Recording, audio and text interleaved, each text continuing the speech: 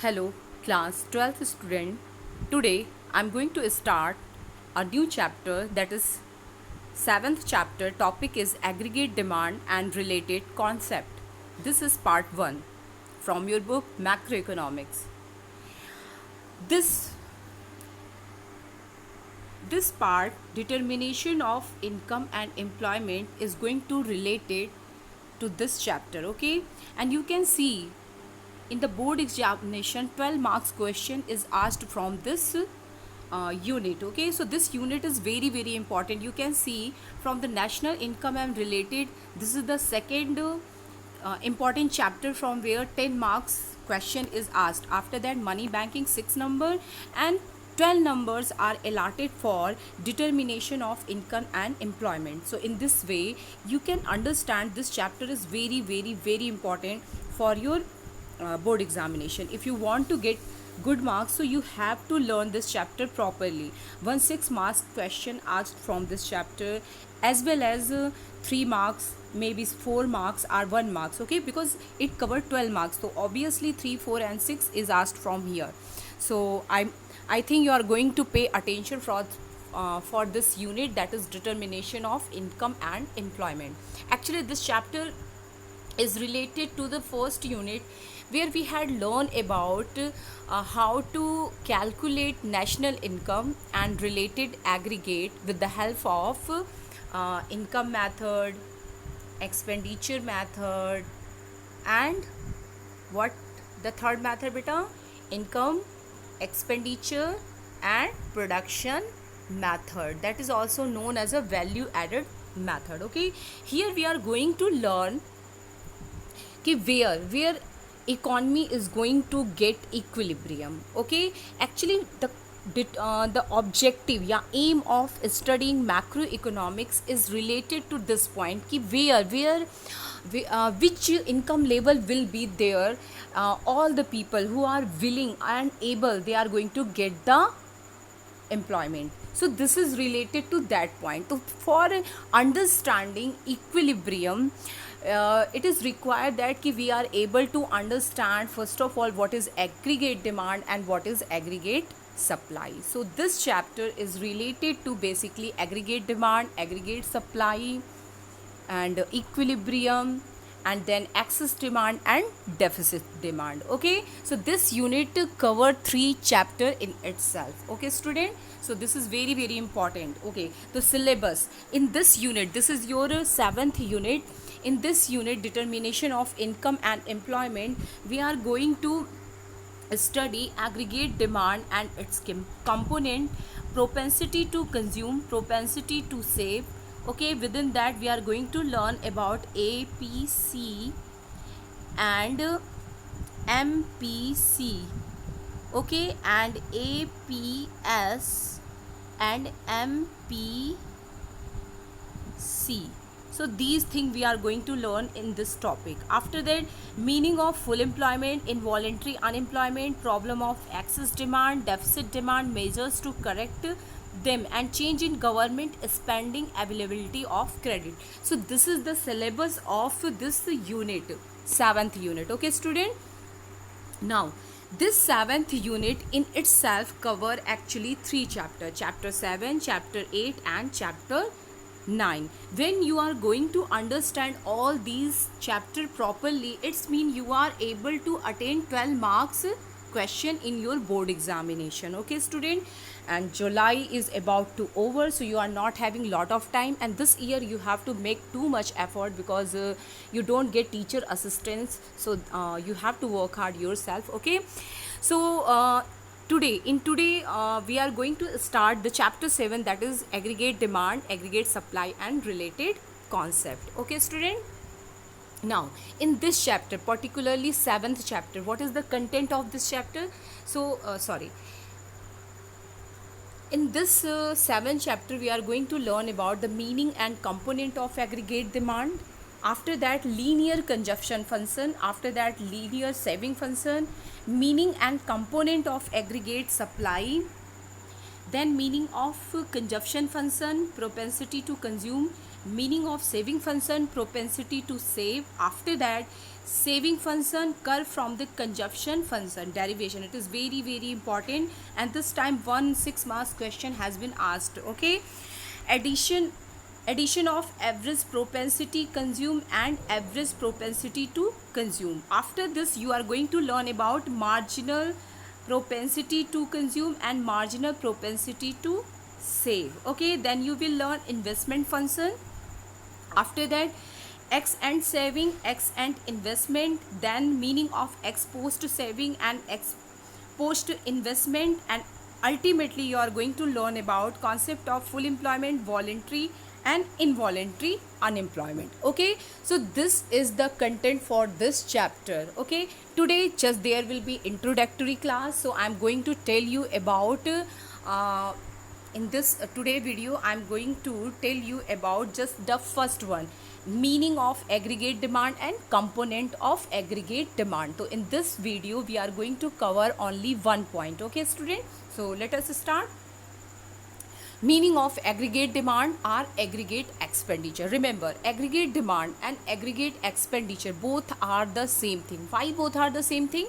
Because demand, when you demand कि हाँ आप मार्केट में जाते हो और बोलते हो कि मुझे I want 10 kg potato or tomato or any vegetable. So it's mean what? You are expending money. Okay, when you are demanding, you are purchasing, it's mean you are expending. So this is why aggregate demand and aggregate expenditure are both the same thing. Okay, now what is the meaning of aggregate demand? So in this slide there are actually not only one single meaning is given, many meaning is given, but standard meaning is this one. So I'm going to underline it. It is a standard meaning. Aggregate demand refers to the total value of all final goods and services which all sector of an economy are planning to buy at a given level of income during a period of one accounting year. So this is your standard meaning. Okay, if you are going to write in 1 marks or 3 marks or 4 or 6 marks, so there will be no deduction in your marks. No one can deduct your mark. Okay, so this is very standard definition. It includes everything in itself. Like the most important thing कि aggregate demand is related to total demand of final goods and services. And who purchase these final goods and services? All sector. How many sectors are there? 4 sector. Okay, so all 4 sector means producer sector, household sector, government sector and rest of the world. Our Indian goods is not only demanded within the India but outsider also, yani foreigner also purchase it now. So they also they are also consumer, they also expend their money on our goods. So their demand is also included, their expenditure is also included as net export, expenditure of rest of the world. Okay student, and actually it is not related to actual expenditure, it is related to planned expenditure. ये actual का expenditure नहीं होता है. Actually aggregate demand इस बात से relate करता है कि एक given level of income पे पूरी economy, all these 4 sector of economy are ready to purchase how many goods and services, what they are planning. If suppose I give you 100 rupees, okay, so when you get 100 rupees, so it's mean not कि immediately you are going to expend 100 rupees. What you do, you start to plan कि okay, with the help of the 100 rupees I will purchase a copy, stationery item.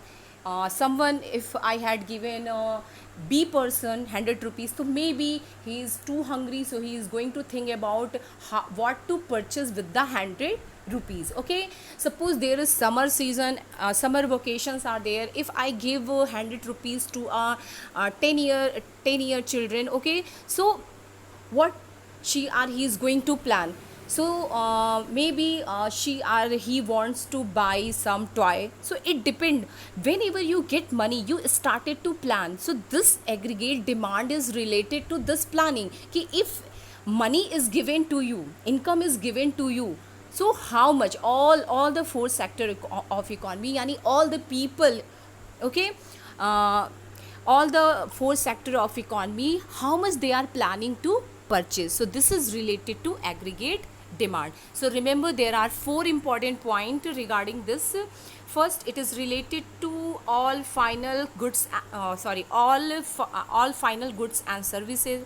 Okay, who demanded it? So it is demanded by all four sector of an economy, and it is aggregate demand is related to what? It is related to at a given level of income. हम price से यहाँ connect नहीं होते. When we are reading aggregate demand, तो aggregate demand is explained on the basis of income, not on the basis of price. Okay, so remember it, on o axis always we will write income oblique employment oblique output. Okay, so aggregate demand is always explained in reference to income. Okay, so याद रखिएगा, income के favour में हम इसको explain करते हैं, कभी भी प्राइस के फेवर में इसका एक्सप्लेनेशन नहीं होता है. तो remember it is very very important point. Okay, and next is during a period of one accounting year. So in the first chapter when I had explained you the concept of stock and flow, so tell me what will be this will be stock or this will be flow? A period of time. So period of time is what? When any variable is measured a period of time, then we say it what? Flow. Okay, point of time is related to stock and period of time is related to flow. So this is which type of concept? This is flow concept. Okay, so it is measured at a period of time, actually one accounting year. Okay, now so this is the standard meaning. So I expect who wants to get 90 plus, so please they are going to learn it. Okay, and I know everyone is wishing to get good marks, so no doubt work hard.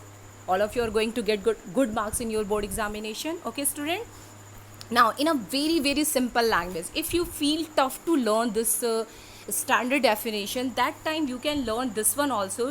AD is the aggregate expenditure that different sector of economy willing to incur during a period. So you can write this one also, same meaning is here. Okay, you can write one more, this one. AD is the total expenditure that all household, firm, government and rest of the world are planning to incur during a period of time. So there are basically three definitions are given.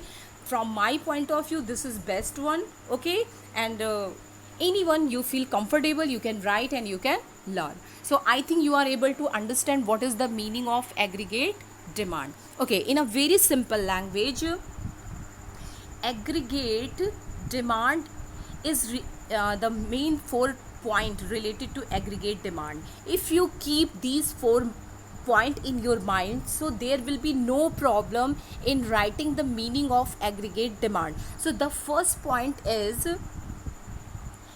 aggregate demand refers to total demand, total demand of all final goods and services. So this is the first point. Second, by all 4 sector.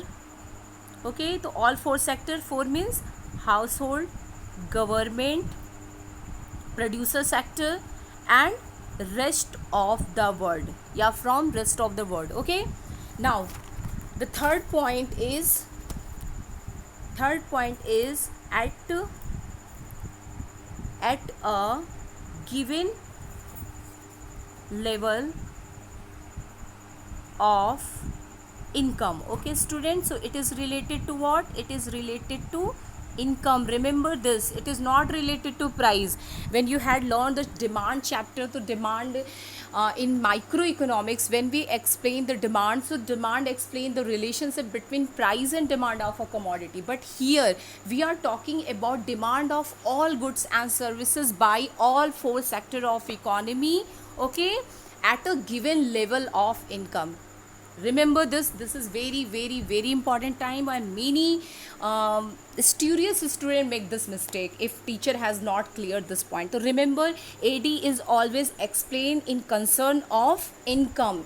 Remember, keep in your mind. Okay, and last and fourth point is what? during a period of time. During a period of time. Okay, student. So these are the 4 points that is related to aggregate demand.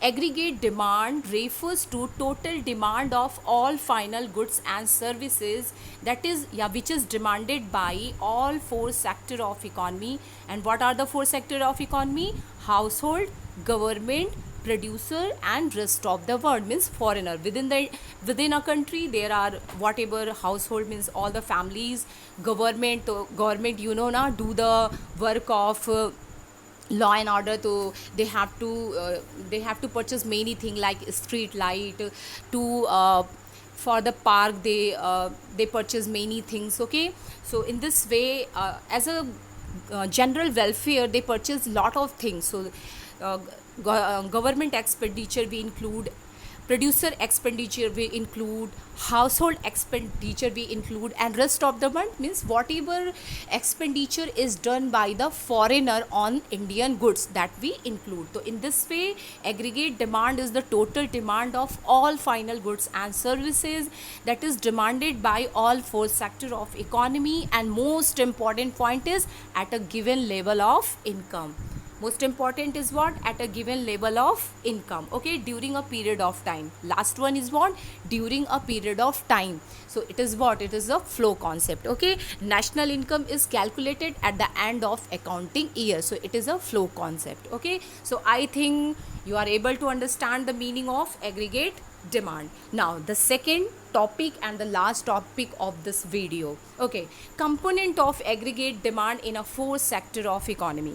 In your syllabus, if I talk about your syllabus, so there is only 2 sector economy. We are going to study 2 sector economy, but when you learn a component of aggregate demand, so here is explanation of all the 4 sector. Okay, so when I had explained national income chapter, and when I had explained expenditure method, so I had told you कि from expenditure method what we get GDP MP. What we get? GDP MP. And how we get GDP MP? By including C plus G plus I plus X minus M. Okay, student, C means private final consumption expenditure, G means government final consumption expenditure, I means gross domestic capital formation, and X minus M, it is related to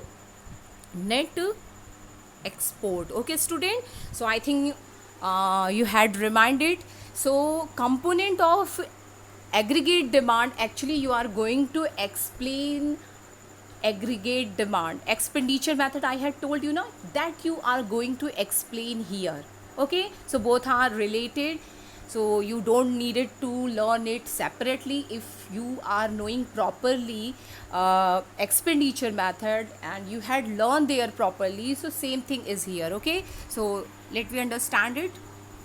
Aggregate demand is sum total of C plus G plus I plus X minus M. C stand for private final consumption expenditure done by household sector. Okay, government, G means government final consumption expenditure, it is done by government. Okay, I, it is the expenditure of producer sector. Okay, and X minus M, it is related to net export. Okay, now so here is a proper private final consumption expenditure plus government final consumption expenditure plus gross domestic capital formation plus net export. So when we include all these things, we get what? GDP MP when we are using expenditure method. Okay, so AD, when we talk about the 4 sector economy, so how many components are there in aggregate demand, students? 4. How many components? There are 4 components, C, G, I, X minus M. Okay, so let me understand it in more convenient way. So AD is sum total of private final consumption expenditure plus government final consumption expenditure plus gross domestic capital formation plus net export. So these are the four component of aggregate demand: 1, 2, 3 and 4. Okay, so this is done by household on the purchase of final goods and services. This is done by G for government, so this is done by the government on the purchase of final goods and services. And this gross domestic capital formation, actually it is related to what? It is related to gross investment. So investment is done by whom? It is done by producer sector. Okay, and this is done by the government sector, and it is done by household sector. And last one is, it is done by rest of world. Okay, means all the foreigners. Okay, so I think you are able to understand. If question is asked, tell me how many components of aggregate demand. So what you are going to write? Aggregate demand is going to have 4 components. First one is private final consumption expenditure. It is done by whom? It is done by household sector. On what? On purchase of final goods and services. Okay, student. Second component is government final consumption expenditure. Okay, so it is done by whom? It is done by government sector. On what? On the purchase of final goods and services. Third one is gross domestic capital formation. It is related to what? Gross investment. Done by whom? Done by private as well as government on purchase of goods and services. Okay, now net export, it is related to expenditure of foreigners. Okay, now in very simple language, aggregate demand is the total demand of goods and services in the economy. It is the simplest line, yeah, simplest meaning of aggregate demand. Who are feeling too much hard in the first slide, they can learn this one also. Okay, so learn it as an alternative option, but obviously you are not going to make it first choice. Okay, it is going to be your last choice. Okay, now the main component of AD: household consumption expenditure, investment expenditure, government consumption expenditure, and next export. So it is what? C. Okay, it is G, it is I, it is X minus M. So we can also write C plus G plus I plus X minus M. Okay, so I think now you are able to understand all these 4. Okay, now household consumption expenditure in detail. Sorry, when this question can be asked in 3 marks, 4 marks, or in 6 marks. Okay, so household consumption expenditure is expenditure incurred by household sector on the purchase of goods and services to satisfy their want. Okay, now investment expenditure refers to the expenditure incurred by the private firm and government on the purchase of what? Capital goods. What are the capital goods? Tell me, what are the capital goods? I had told you now in the first chapter. So capital goods are those goods which are used in the process of production. Okay, yeah, used up in the process of production. Sorry, used for the production of other good, that is considered as a capital goods. So capital goods includes equipment, machinery. Okay, so as a plant, as equipment. So here is given the example: whatever expenditure is done by the private firm and government on the purchase of capital good, that is considered as a investment expenditure. That is your gross domestic capital formation. Okay, student. Now government consumption expenditure refers to the expenditure incurred by the government on the purchase of goods and services. So this is related to government expenditure that government do as a consumer.